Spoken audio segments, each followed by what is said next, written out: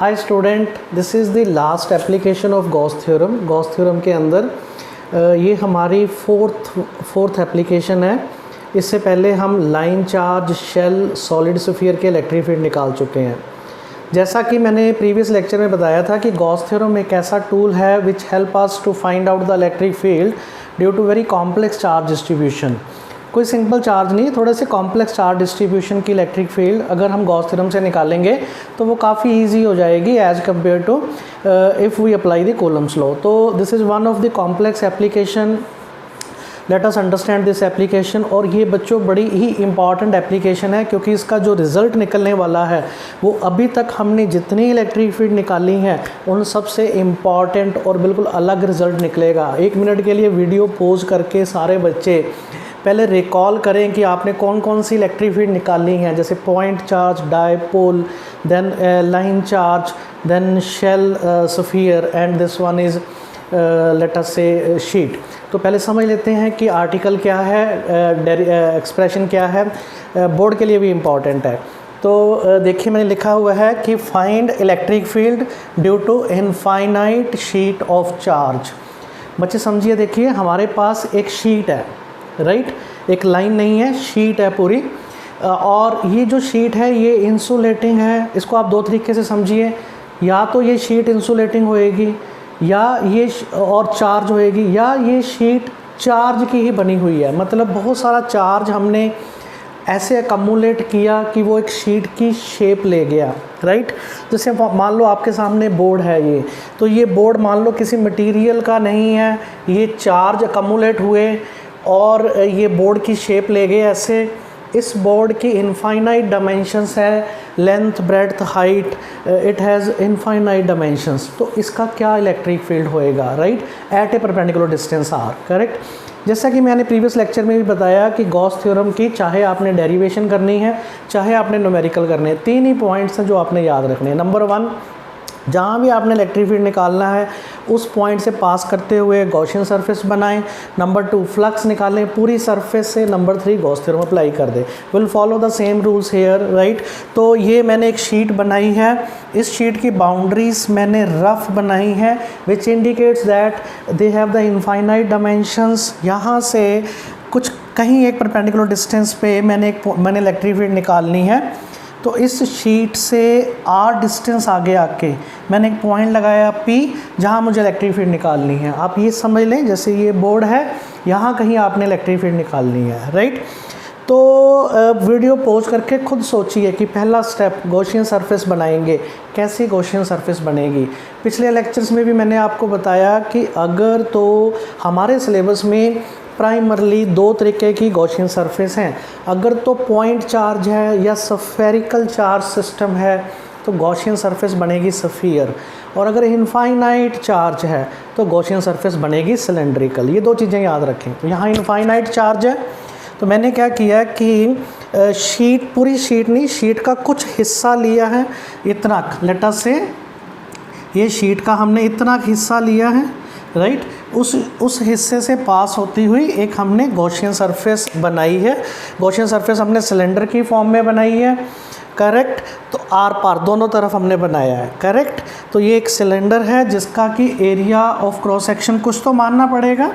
जैसे अगर मैं आपके लिए, और जैसे मान लो कि आपको सामने से अगर दिख रहा होगा तो ये ऐसे एक शीट है which have the infinite boundaries, और हमने इस शीट का इतना हिस्सा लिया है, तो इतने हिस्से से पास होता हुआ ये मैंने एक सिलेंडर बनाया ऐसे करके, करेक्ट। सिलेंडर बनाने के बाद हमें everybody know that a cylinder has 3 surfaces, 2 flat और एक कर्व सरफेस होती हैं। तो ये फ्लैट है, ये फ्लैट है और ये कर्व सरफेस है।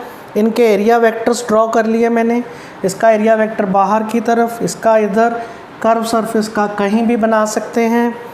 इलेक्ट्रिक फील्ड की डायरेक्शन, मान लो हमने इलेक्ट्रिक फील्ड तो निकालनी है लेकिन हमें ये तो पता है कि पॉजिटिव चार्ज है तो इलेक्ट्रिक फील्ड आउटवर्ड होएगा। तो ये शीट जो है ना ये ऐसे रखी हुई है, तो पॉजिटिव चार्ज है तो इलेक्ट्रिक फील्ड इस तरफ, और इस तरफ देखेंगे तो इस तरफ होएगा। तो एक बार सारा डायग्राम आप देख लीजिए। Sheet is there, Gaussian surface बनाई हुई है, एरिया वेक्टर्स बनाए हुए हैं, इलेक्ट्रिक फील्ड बनाए हुए हैं। अब इस स्टेप पे आ जाना है find flux.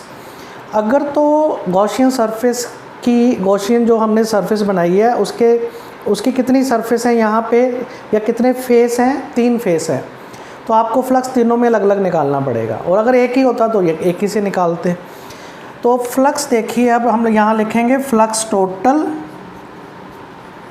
Is flux flat plus flux curve.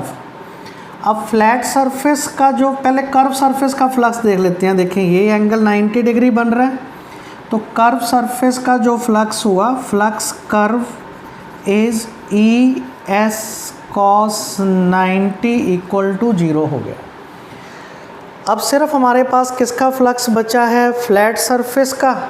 Flat surface का इस सरफेस से देखेंगे तो electric field is like this. Electric field और एरिया वेक्टर में 0 डिग्री एंगल है। यहाँ से देखेंगे तब भी इलेक्ट्रिक फील्ड और एरिया वेक्टर में 0 डिग्री एंगल है, करेक्ट। तो we will write down the flux through the flat surfaces, right. इसके बाद आप खुद भी कर सकते हैं flux through the flat surfaces. तो let us write down the flux through the flat surfaces. Flux through the flat surfaces is E S cos 0। मैंने इस सरफेस के लिए लिखा है। ऐसे इधर देखिए ई और एस की डायरेक्शन सेम है, तो यही बनेगा ई S cos 0। Cos 0 1, this is 2 E S. S हमने अपनी तरफ से माना है कि हमने शीट का इतना एरिया लिया है जिसका area of cross section A है, तो ये हो गया 2 ई ए। तो total flux total is 2EA plus 0 is equal to 2EA। दूसरा स्टेप हो गया। तीसरा step, apply the Gauss theorem. Gauss theorem क्या कहती है, E ds is equal to Q net by epsilon not. ये सारा टोटल फ्लक्स होता है, ये हम निकाल चुके हैं। Q net by epsilon not, E आ गया, क्यूब, या हम इसको अभी यहाँ पे एक चीज़ समझिए कि राइट हैंड साइड जो गॉस थ्योरम की है उसमें हमने सिर्फ वो वाला चार्ज लेना है जो गॉसियन सरफेस के अंदर आ रहा है। Now this sheet is fully charged, right, but we are interested to find out the charge enclosed in this part only, correct. तो यहाँ से हम मानेंगे कि अगर सिग्मा सरफेस चार्ज डेंसिटी है पूरी शीट की, और मैं आपको बोल रहा हूँ कि मुझे सिर्फ शीट के इतने के हिस्से में चार्ज बताइए जिसका एरिया ए है, राइट। तो क्यू नेट मतलब Q inside the Gaussian surface क्या होएगा, sigma into A, correct. I think you understood this point. 2EA is sigma A by epsilon not. A से ए कट गया तो E is sigma by 2 epsilon not.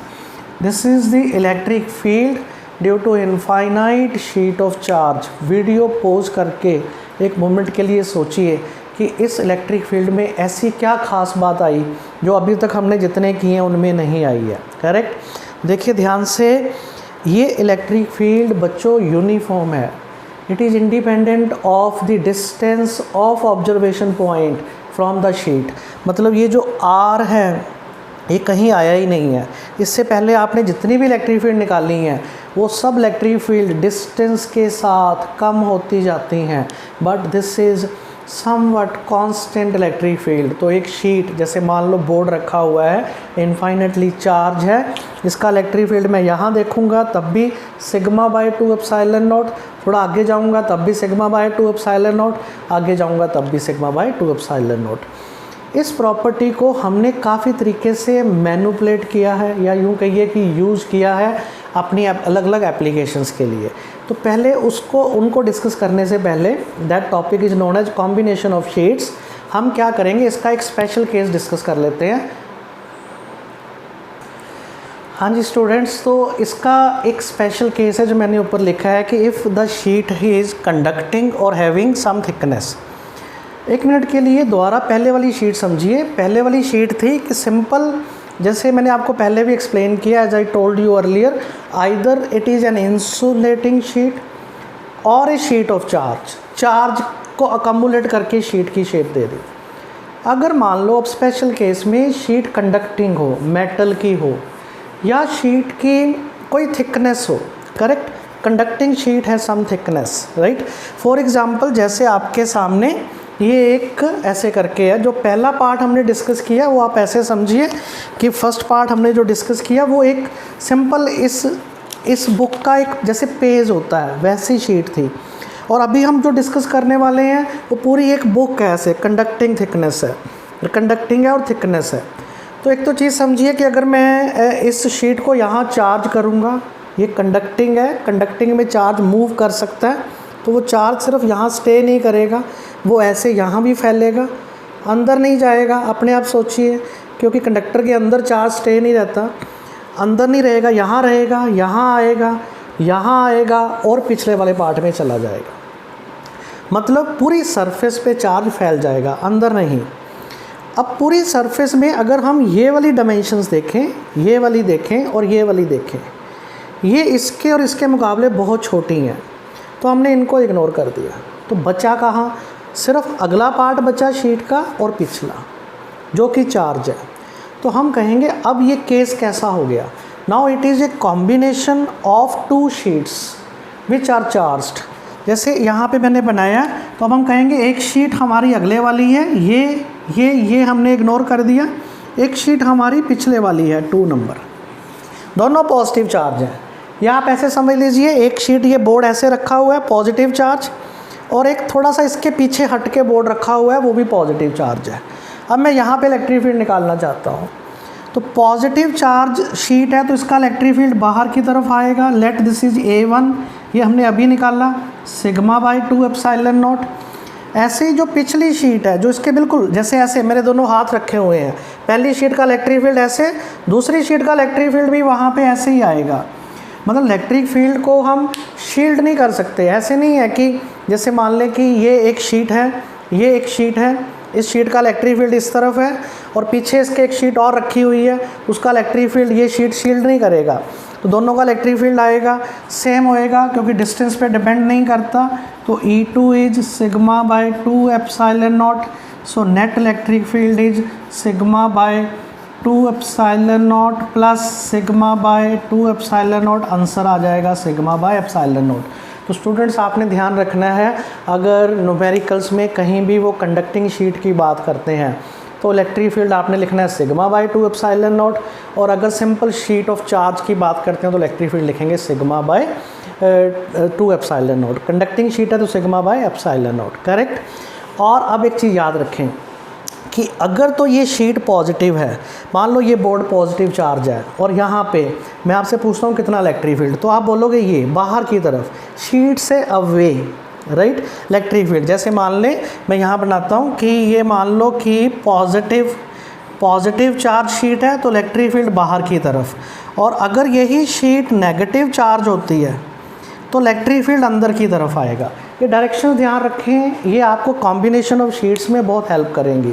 अब हम इसी concept को आगे कपल कर रहे हैं, right. We will discuss the different combination of sheets, मतलब एक शीट के साथ एक शीट और रख दी जाए, 3-4 शीट रख दी जाए जिन पे न्यूमेरिकल्स बनते हैं, तो क्वेश्चन को कैसे प्रोसीड करना है, राइट। सो स्टूडेंट, जो कंसेप्ट अभी हमने सीखा है हम उसको आगे कपल कर रहे हैं, आगे प्रोसीड कर रहे हैं, आगे कैरी ऑन कर रहे हैं। जैसे मैंने यहाँ पे क्वेश्चन लिखा है कि how to create uniform electric field in a particular space. 1 minute के लिए सोचिए कि मैं क्या पूछ रहा हूँ। अगर मैं आपको एक शीट दूँ, मैंने आपको पहले बताया कि इसका जो इलेक्ट्रिक फील्ड है वो तो यूनिफॉर्म आएगा, तो इसमें और उसमें क्या ख़ास बात है। जैसे मान लो ये शीट है, जैसे मेरा हाथ है, चार्ज है, तो इसका इलेक्ट्रिक फील्ड यूनिफॉर्म आएगा लेकिन सब जगह फैल जाएगा। मैं क्या चाहता हूँ कि मुझे सिर्फ इतने स्पेस में इलेक्ट्रिक फील्ड चाहिए, बस यूनिफॉर्म चाहिए, ना तो इस शीट के लेफ़्ट चाहिए ना इस कॉम्बिनेशन के राइट चाहिए। How to create a uniform electric field in a particular space, तो दिस इज़ द आंसर।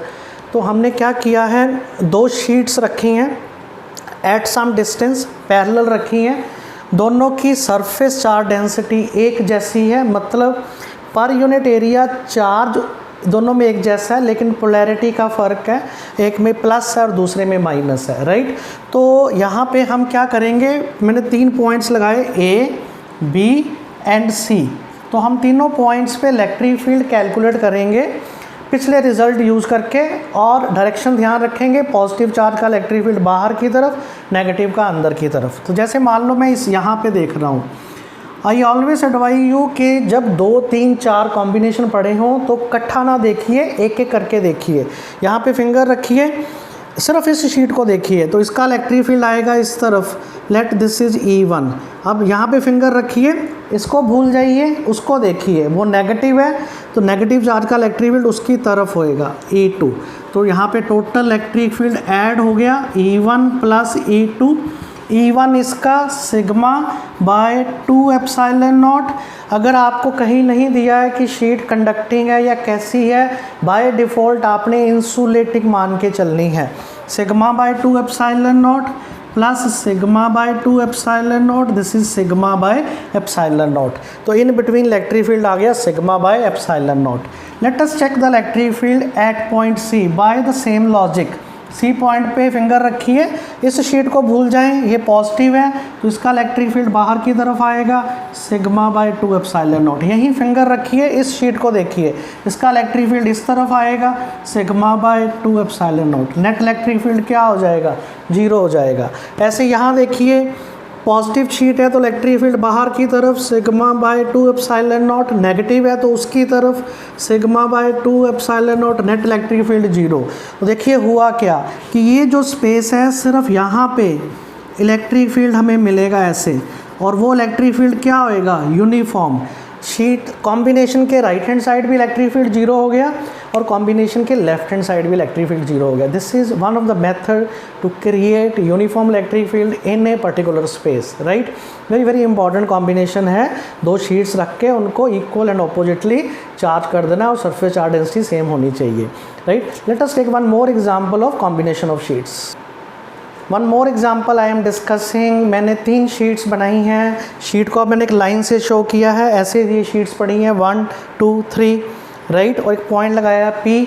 तो आपसे पूछा गया है कि P पॉइंट पे कितना इलेक्ट्रिक फील्ड होएगा। ये एग्ज़ाम में क्वेश्चन ऐसे करके आते होते हैं, साथ में डायरेक्शन दी हुई है, मतलब ये इस चीज़ की इंडिकेशन है कि जो फाइनल रिजल्ट आपने आंसर देना है उसमें IJ कैप K कैप को भी इंक्लूड करना है आपने।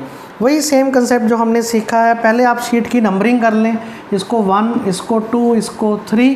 अब P पॉइंट पे जैसे मैंने आपको पहले समझाया, P पॉइंट पे फिंगर रखिए, पहली शीट नंबर 1 को देखिए, तो शीट नंबर 1 का इलेक्ट्रिक फील्ड होएगा इस तरफ, राइट। इसी P पॉइंट पे इसको देखिए तो इसका इलेक्ट्रिक फील्ड भी बाहर की तरफ E2। अब इस यहीं पे फिंगर रखिए और 3 का इलेक्ट्रिक फील्ड देखिए तो वो भी किस तरफ होएगा बच्चे, उसी तरफ ही होएगा। तो net electric field is E1 plus E2 plus E3, right. तो sigma by 2 epsilon not, sigma by 2 epsilon not, sigma by 2 epsilon not. काफ़ी बच्चे यहाँ कंफ्यूज होते हैं कि ये तो माइनस सिग्मा है, हमने जब डायरेक्शन बना दी है तो माइनस का साइन नहीं लेना, नहीं तो गलत हो जाएगा। डायरेक्शन से तो हमें पता चला वो नीचे की तरफ है। दोबारा देख लीजिए, इस पॉइंट पे पॉजिटिव शीट का इलेक्ट्रिक फील्ड शीट से अवे, ये भी पॉजिटिव, इसका भी शीट से अवे। इस पॉइंट पे नेगेटिव नीचे पड़ी है तो उसका शीट की तरफ आएगा, तो तीनों डायरेक्शन एक तरफ आ गई।